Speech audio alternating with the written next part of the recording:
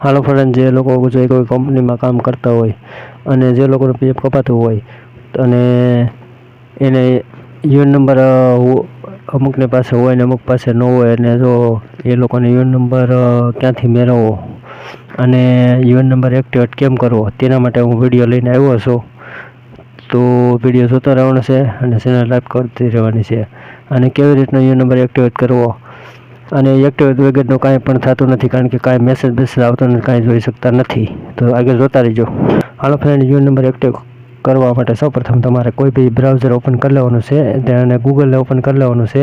પછી તમારે તે ઓપન થઈ જાય એટલે તેમાં તમારે ટાઈપ કરવાનું છે EPFO એટલું ટાઈપ કરશો એટલે આવી રીતની વેબસાઇટ આવશે. તો પહેલી વહેલી વેબસાઇટ છે તેને તમારે ઓપન કરી લેવાની છે. તે ઓપન થઈ જાય એટલે ઓનલાઈન ક્લેમ મેમ્બર તેના પર તમારે ક્લિક કરી દેવાનું છે, એટલે આ વેબસાઇટ પર આવી જશો. અને આવું હોય તો ઓકે કરી દેવાનું છે.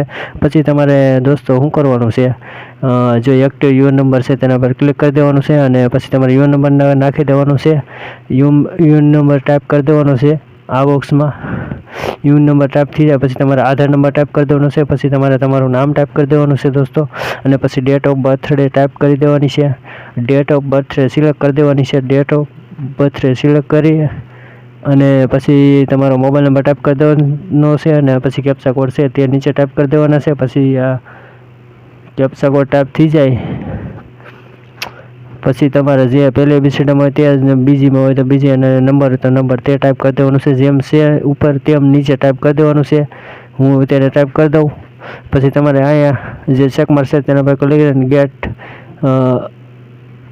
ગેટ યુઆર ઓટીપી, એટલે ઓટીપી આવશે તે મોબાઈલ પર ઓટીપી નાખી અને પછી સબમિટ કરી દો એટલે પાસવર્ડ અને યુએન નંબર વસ્તુ તમારા મોબાઈલ નંબરમાં આવી જશે.